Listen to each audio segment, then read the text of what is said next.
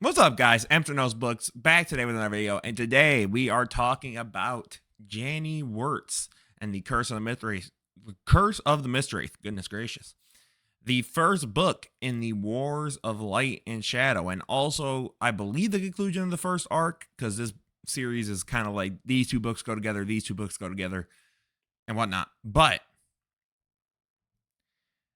I think overall, I kind of wanted to give myself some time away from this book. And that's not necessarily a negative connotation to it. It's more so just I wanted to make sure that I sort of knew where I firmly stood with everything.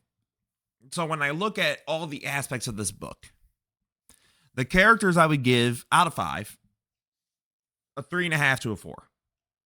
Because to me, outside of Arathon, Lysier, and Alara, I don't believe the characters were that interesting to me outside of those 3. They started to towards the end, which I'm more so now excited for the future of the series. But if I can't give the potential of a character credit to what we actually got in this book. The world building to 5 out of 5. This was nearly Malazan level world building. And you guys will know in a video I'm working on how high of a praise that truly is. I think ultimately this world feels so lived and the magic is so interesting, and this like curse and this dilemma, and now these prophecies, and like these 7 mages, and just I don't know, like this world feels like it has such a cool direction. And immediately off the rip, we realized all the events of this series have already happened. So now I'm just so invested in where we go next. Pros. I don't really rate pros. Objectively, probably like a 5 stars. I don't care. That's not meant insultingly towards Janny or anybody. You guys just know I don't necessarily care about if your prose is great or not. As long as it's not literal garbage, you got it. Plot. I give the plot a 3.5 to a 4. I think the plot for me was meandering for a little bit until things really started to pick up, and then I got engaged, and then I was interested, and then we were go, go, go, go, go. And because of that, I think, again, I am more than willing to continue with this series. It will probably be a little bit before I get to the next book, just because I have other things I want to start and kind of delve into and all of that. But guys, like, the ending of this book had me very, very interested in the future of this series, which I think for something of this scale is really all you have to ensure that you do, for the most part. You have to make sure you can get your reader to that ending, for sure. But I think Janny did. And overall, I'd probably give this book about a 3.75, 3.5 to a 4. Ultimately, I did enjoy this book a good amount. I do think it is worth checking out. I don't know if it's this book, at least. I can only speak to book 1. If it's the hype that some of these other booktubers have put it up to for just this book. I don't know if it's that incredible. But is it a damn good start to a series that is objectively underrated in the popular culture of booktube, book talk, or whatever you want to call it? Yes, I think you guys should check this out. It's a dense book. Like, again, it reads dense to me. And that's not a bad thing. It just means that you have to actually put your effort and attention in. And when you do, you reap rewards and benefits. Unlike almost any other series except for the GOAT, Malazan. But that's neither here nor there. Ultimately, guys, I'm giving this like a 3.75 out of 5. I highly recommend you check this out. Would I recommend it? It depends on how well read you are within the fantasy genre. This book does do some really interesting subversions and all that of classic tropes. But I also think it wouldn't be like, oh, I just read, Mistborn, the first trilogy, for the first time. Now start with the Wars of Light and Shadow. It's one of those series you kind of get some more fantasy under your belt, then go ahead, put the big boy pants on, and go tackle the Wars of Light and Shadow. But yeah, so now you guys get to some of the most fun in the channel, which is my vlogs.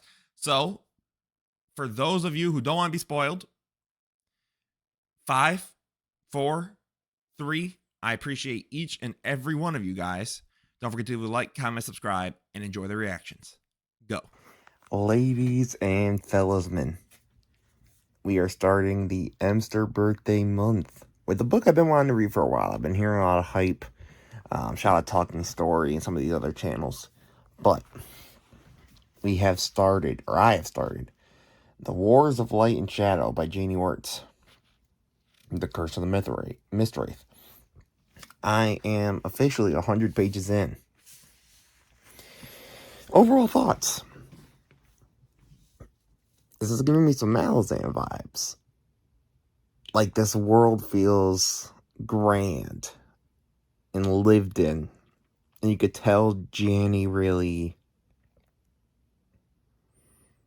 like, skipped no steps in the creation of this world and the creation of these characters. And similar to Erickson, that makes me appealing. It makes me go like, ooh, there's something to be had.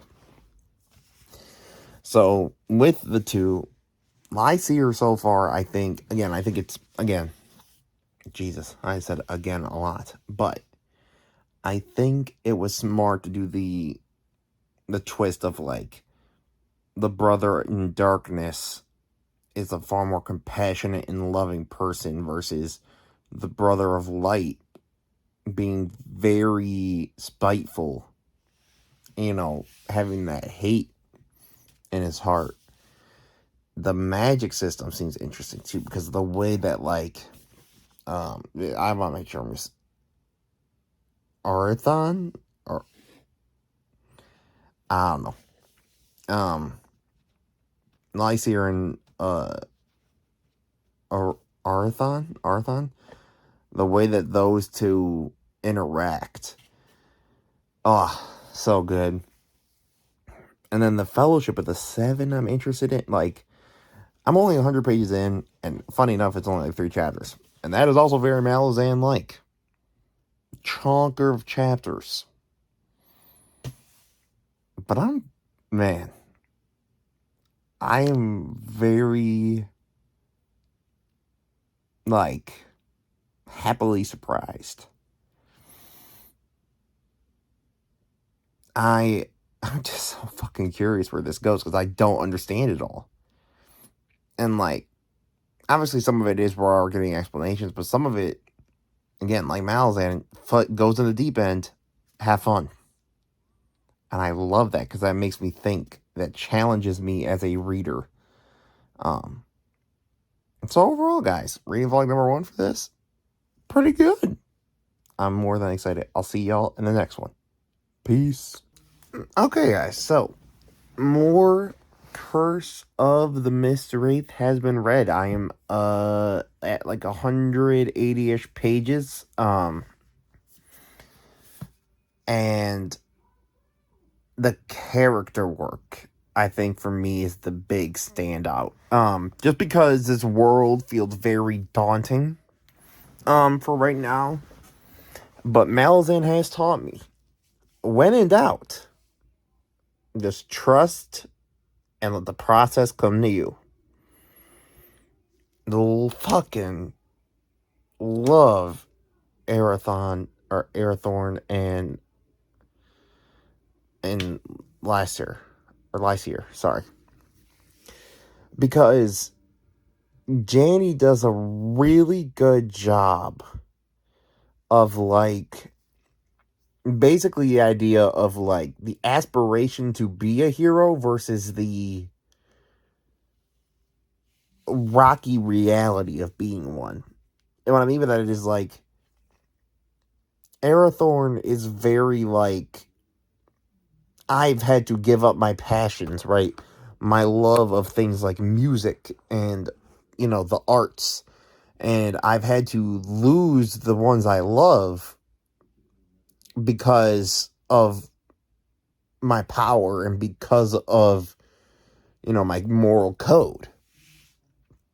While Lyseer is more so like, well, my entire life I've been thrust upon this idea of I'm going to be a ruler, but these powers I have been basically gate kept from me by those around me. And I think one of the scenes here, because I still, like I said in my first vlog, I was still enjoying the book, but there is this scene in, I believe, the ending of chapter 4? No. Is it the end of chapter 5? My apologies. When they get attacked by this fucking monster. And Arathorn, with this dope-ass sword, lights on fire, kills his demon. Freaking awesome. But one moment that stood out to me. Actually, I rarely do this, guys. But I want to point it out because this to me is just, again, like, this is elite character work. So hold on. Okay, here we go. Dakar, the mad prophet, raised a hand and touched the shoulder of Arathorn's utterly crestfallen half-brother. In a voice of conspiratorial conciliation, he said, Lyseer, don't feel slighted. Your moment will come in due time. That moment made me go, oh, I'm getting it now. And that right there, that was fucking incredible. Because again, while the world feels daunting, and I'm coming in, because again, I'm like the brothers. This is a whole new world. I don't know anything. Right? It seems these towns don't really like wizards. Oh my god, it was so cool too. The scene with the attempted alteration of Arathorn's memories. Fucking awesome. Once you let go with crazy books like this and just enjoy the ride and learn as you go, guys, I'm starting to fall in love. This book is getting good. And I'm so curious because I want to know about the Fellowship. I want to know, how did we get here? There's these prophecies about the brothers already.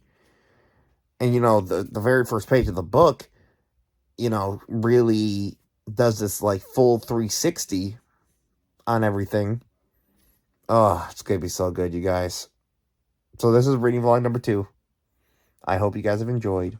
Peace. Reading vlog number 3, of course, of the Mistwraith. I haven't read since last night, but I forgot to do the vlog, but I wanted to get it up for you guys, or get it going for myself. So I'm on the chapter or page 270. So I'm on chapter 9, I believe, officially chapter wise halfway through the book. Elira is really cool. Again, Amster does not know pronunciations. I only know books and basketball. Elira and her connection to Arathorn and Arathon or whatever, and that bar scene especially with her overextending herself a little bit to try and protect him. And I love their little banter and their back and forth. And I think Janny's doing an incredible job of Lyseer, bro, I thought he was about to step up because he got the opportunity, right?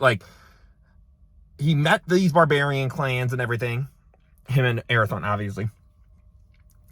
And it looks like Lyseer was he got this oath of friendship, and immediately he goes, these people are barbarians. What's wrong with these people? And I'm like, bro, you can never be satisfied. But at the same time, here's my thing. Is Lyseer acting like a little shithead? Absolutely. But I think, it's important to take into context,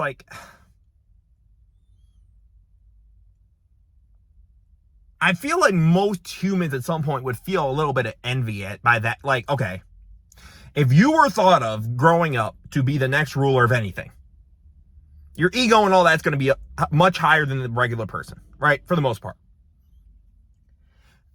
Then you get that stripped away from you like that. Now you're in free fall. This dude who's your half brother is thought of as, well, I guess he is a bastard, can do this shit with a cool sword, has the magic powers kind of not mastered, but you know, pretty much under wraps right now, and seemingly has the respect of this fellowship way more than you. Yeah, at some point I kind of be like, what the fuck, bro? What am I? Why am I here? So, like, I don't obviously agree with what he's saying or what he's doing, but, like, I don't know. Like, I feel bad for him. Like, there's, like, a pity kind of for me. Like, I don't know. I just find it very human. Like, yeah, I think someone would get jealous and envious of, like, this dude got to explore this part of himself that I was basically banished from. And then because I was supposed to be a ruler, now I'm not that. And now I don't have this power, you know, this light under my control like that. So now I feel like I'm 50 paces behind everything else. But Arathorn, man, and like seeing how much he cares about people and how he looks introspectively versus like, you know, like he looks inwards when things go wrong. Like, what could I have done better? Where did I go wrong? And Lysair goes, where did these people go wrong? And I think they'll both have their values at some point. And I'm really hoping that Janny nails, like, the pros and cons of both personality types. Because they're there. So, reading vlog number 3, book's getting really good. The characters are by far the best part of this novel. I think the world is still very vague. So, sometimes when we get into some of that world building stuff, I get a little lost in it. But I think it's one of those things, just kind of wait and it will be revealed. And then you'll look back at it and you go, oh, and then it'll kind of all, you know, fill in. So I'm really enjoying it, guys. About, I think, probably 30-40% in page count wise, but halfway through chapter count. So have a good one, guys. Peace. So we are moving through The Curse of the Mistwraith on chapter 11 now. And oh my, guys. This character work is actually really good. So, what happened since the last time? We've had a lot of, I think, the complexities now of these two brothers coming into play. Arathorn, right, is doing his thing. He takes on more burden. And I think seeing that, especially in chapter 10, and like how like he has to be a certain way or so many more people will die, and how much his guilt bears him down, and you know, these abilities of like foresight and stuff like that bears him down, and how sad he is. And there was this line that Janny wrote, and it was basically about like the release of death will basically get to be when Arathorn gets to get his, you know, life. Lysair. Fucking, I liked Lysair, guys. I know, he's a bit of a brat or whatever, but some very interesting developments are starting to take place. 1, he has a genuine love and care for his brother now. 2, he willingly ignores or like acknowledges like, I cannot see this. Like, I cannot train in this. This is not what I need to do. I need to rule. So I was like, that's good. Because now, going in a new arc. Lysair, I think, is just growing on me a lot. Like, he is showing legitimate signs of like, okay, there's a new environment. I actually have to adapt. That's what I need to work on, my adaptability. And he wants to help these people. And then we get the interesting thing about the mist being a sentient being. which is really interesting because now I'm like, so is the Mistwraith a one book problem? Or is there more to this? And then Arathon, they're trying to hoe my man, not letting him get with my girl, man. And they're hoeing her too now. But now, supposedly, once they beat the Mistwraith, they're going to coronate someone as king. One, I don't think they're going to beat the Mistwraith that easily.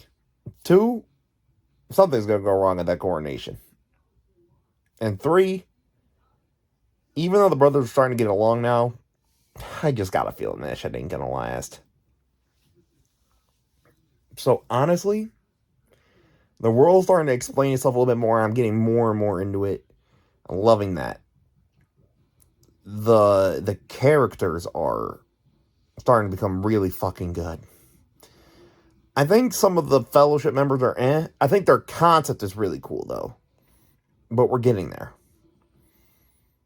And, like, our crew.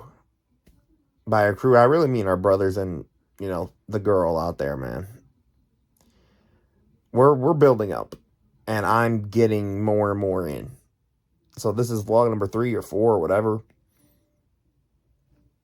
TLDR, book's getting very good.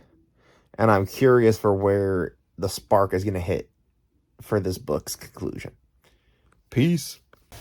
Okay, ladies and fellowsmen, I'm on chapter 14. We are at the coronation of Arathon. And so we beat the Mistwraith. We didn't do shit, bro. You ain't fooling me, Janny. First of all, the scene where they actually pushing it back, I thought was okay. So far, I feel like Janny's action scenes are decent. They're not bad per se, but they also aren't really like, I don't know, they're not really moving me right now. But okay, Lysair was definitely like manipulated now by these wraiths. And again, Arathon's desire to not be king is becoming very interesting because now we get the ruling class of this city being like, we don't want this shit. And it's interesting too because they approach Lysair and they're thinking, okay, this could be easy work, right? We get the guy who has wanted to be king, and we tell him, yeah, bro, we don't want this guy. Let's get rid of him. And he's like, listen, I have my problems, but what? And again, I think she said it as his like inborn sense of justice. And I was like, yes. Like, this is how you do a character consistently. And Dakar, I'm beginning to enjoy him especially because he has this vision. He's like, bro, what the fuck are we supposed to do? And Arathon just knows. He's like, yeah, bro, listen, keep Lysair away from me. So I'm assuming it's because the demon or the Mistwraith or whatever it is was able to like infect Lysair. But guys, like, this coronation is gonna go so sideways, but it's gonna be so good. I really want to see Elira again, or Elira. I don't know how to say her name. I'm sorry, but man, something's got to go wrong. Because we beat this Mistwraith, allegedly. We push it into the corner. And, like, it's interesting, too, the stuff with the towers. And they each mean a certain virtue. And some of these are already being corrupted. So I'm like, well, what does that mean? I'm loving this. I'm actually really starting to enjoy it a lot. And I'm starting to kind of understand the hype that I've seen. To some extent. But I'll be back. Peace. Ladies and fellowsmen. Yeah, that went to absolute shit like I thought it would. So I just finished chapter 15. So I've got technically 3 chapters left because it'll be 16, 17, and 18.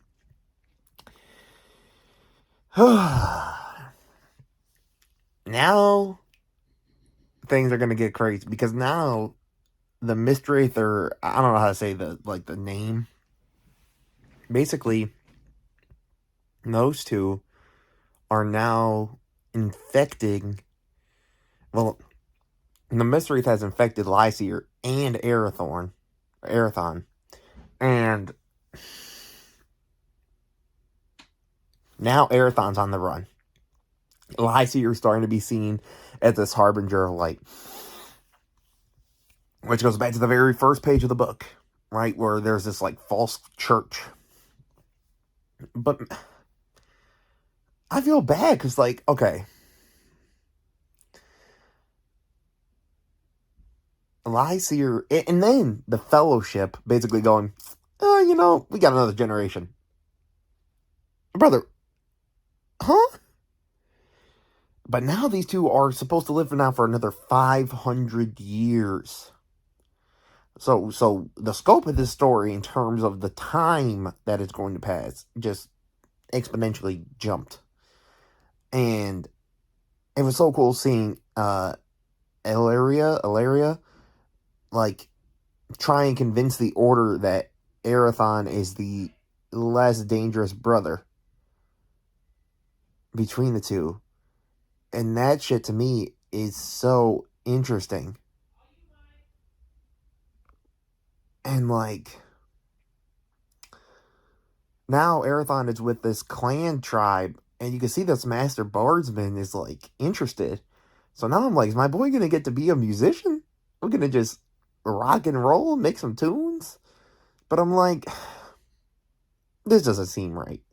Like, I know it's what Arathon's like truer desires are, but I don't know. And it's interesting too, this discussion of like, Lysaer working his justice based off a lie.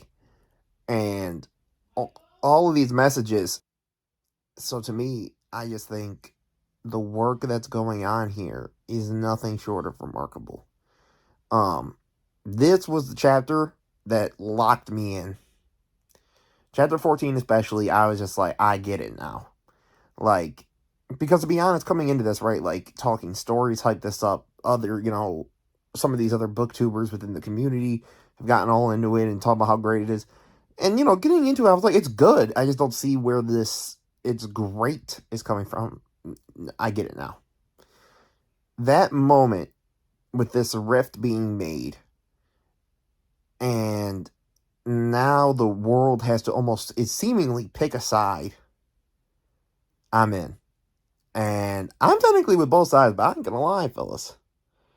Ladies, Lysaer might be my boy. Okay? I get it. Like, I don't know, man. It's just like, I just feel bad for Lysaer more than I do Arathon. Like, because I think, like, Lysaer genuinely wants to be and do good. It's just, he's, literally, if you think about it, too, he's the one that actually did damage to the Mistwraith due to his sacrifice of putting his hands in there and getting touched by the demons and everything. Pause. But still, like, oh my god, guys, this book is so good. Probably the next time I see you, I'll probably be done with the book. I'm thinking of doing it like that, kind of knocking it out, unless anything crazy happens. So, until then, peace. Curse of the Mistwraith has been completed. Why did these guys have to fuck? Oh, man. That was such a smart move by Janny to have the Mistwraith basically force these brothers against each other. And now we learn about, like, why these two people's characteristics, their innate, like, emotional resonance, or whatever you want to call it, and how you can twist that to make someone so different. Okay, so I really hope Lysaer, like, okay. And again, I know nothing about this series. I hope Janny makes Lysaer, like, actually, like, more of a moral gray. And what I mean by that is, I don't want it to be a very on its surface, like, oh, like, okay, these dudes are light and dark, but the twist is, the dark guy is actually good, and the dude who's light is actually bad. And we leave it at this black and white. No. I want this to be, like, sometimes Lysaer is him. And sometimes he's not. Sometimes Arathon is a real hero. And other times, he gets in his own way. Like, I want there to be a moral gray. I don't want there to be like a clearly right brother. I don't want there to be a right choice. I want it to be a fun and compelling journey where you're like, I'm rooting for Lysier. I'm actually rooting for Arathon right now. Like, I think it's fun too now Arathon's met a Master Bard. And how, in a way, like both Lysier and Arathon's true dreams, in some way, have been achieved. And Lysier, bro. We ain't gotta kill all them people, man. Come on, man. We ain't gotta do all that. Oh, guys. The ending of this book, like, chapter 14 on, I felt like we were in the meat and potatoes of it all. Like, this is what the War of Light and Shadow is really about. Because all of that buildup, right, it is to set up, like, who these people are. Or by these people, I more so mean Lysier and Arathon. But Ilaria, I am so interested in where she's going. She's almost my favorite character, because, like, she doesn't have these, like, demons compelling her one way or another. She just loves Arathon. And it'll be so interesting to see what the Order does. And now how the Fellowship moves on. This ending was very strong for me. And it made me understand again, I think I talked about at the end of the last vlog, why this series is so hyped. I get it now. And I hopefully when I finish this, I will have emailed Janny Wurts to try and talk to her and meet her and, like, have a conversation on video about this first book.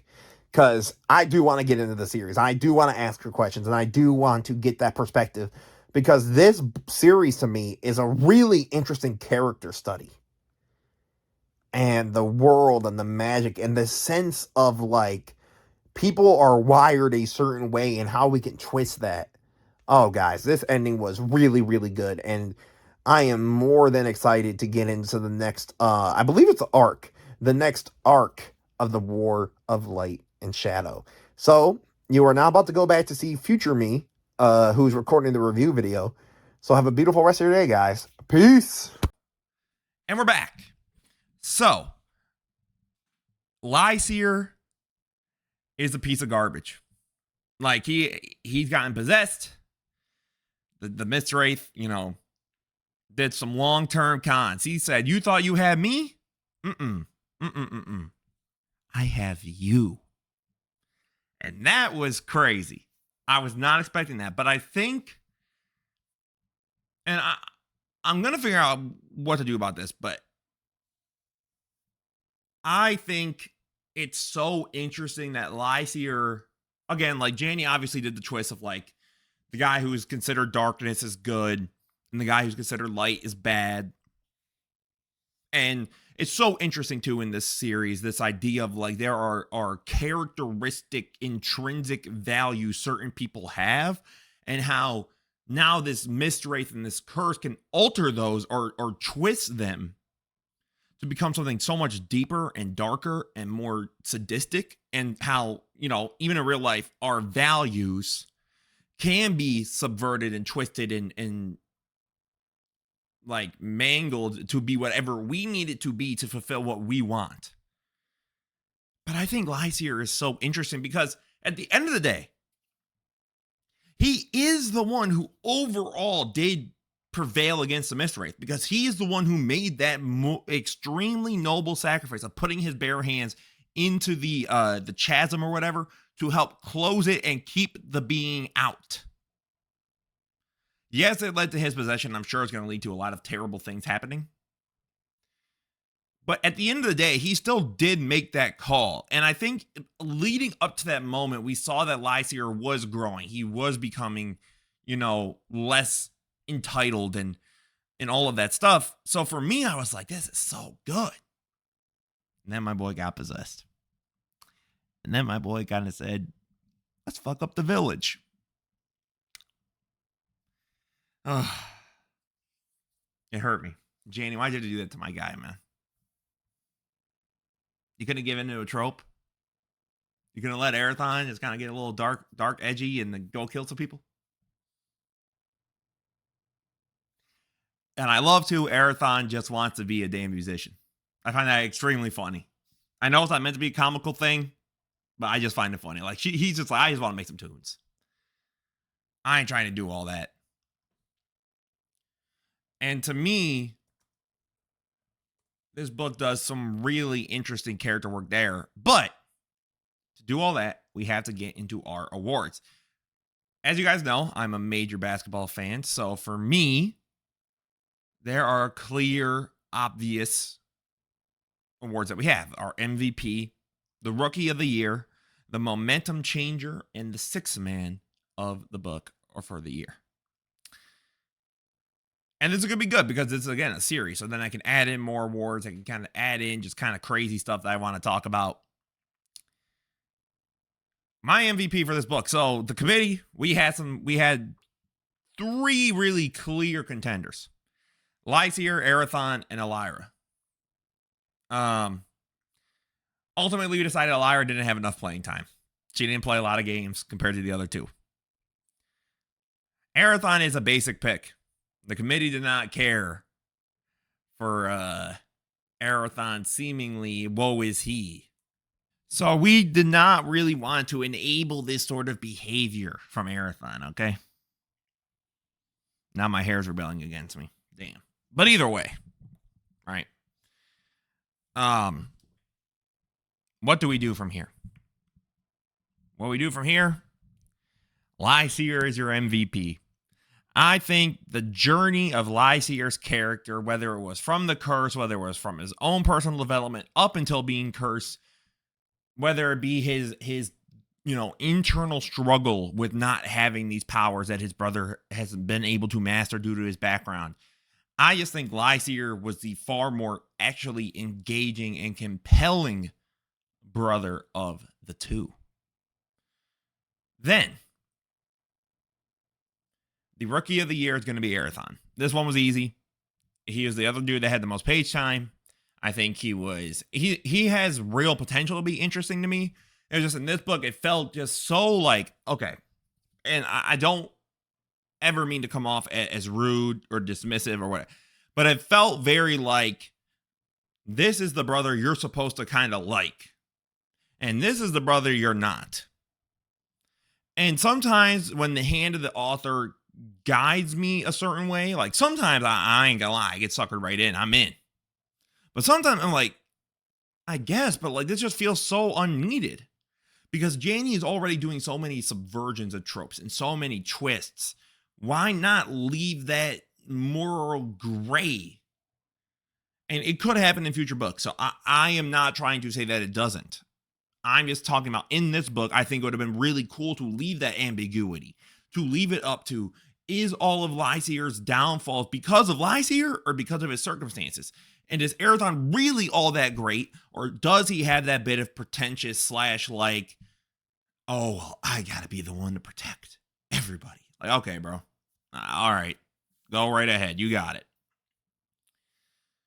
But I think he has potential. I think Janny is going to incorporate that moral gray. And I do actually hope to someday talk to Janny and like just, get to pick her brain a little bit about this stuff. I think it's really interesting. The momentum changer of the book, where I think things kind of kicked into the next gear and I started to understand the hype. It made me understand this is what everybody loves this series for. And it's chapter 14, also known as Coronation or Coronation Day. I love this chapter. I think it's where we really see the influence of where we've gone to how we've gotten here.